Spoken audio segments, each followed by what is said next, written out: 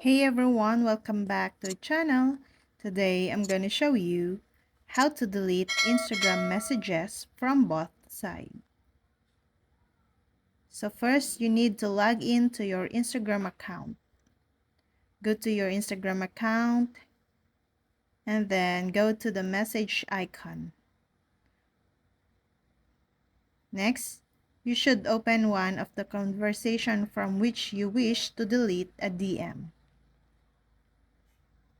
Once you're in the chat, press and hold your finger on a direct message for a second.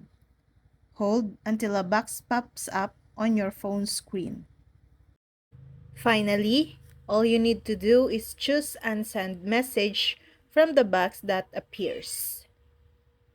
Now, you can see the message has disappeared and completely removed from both sides of that conversation. As you saw for yourself, learning how to delete Instagram messages from both sides is a piece of cake. Whenever you send a DM by mistake, you quickly delete it by going to do.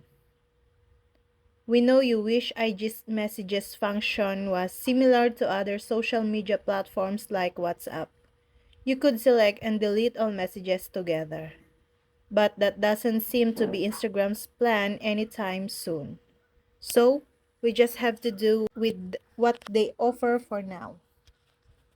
Even so, you really don't need to wait for any future updates and just go with using Instagram messaging tool to have more control over managing your conversations on Instagram. And that's all. I hope this video helped you guys. For more videos, subscribe to our YouTube channel. Thank you for watching. See you again.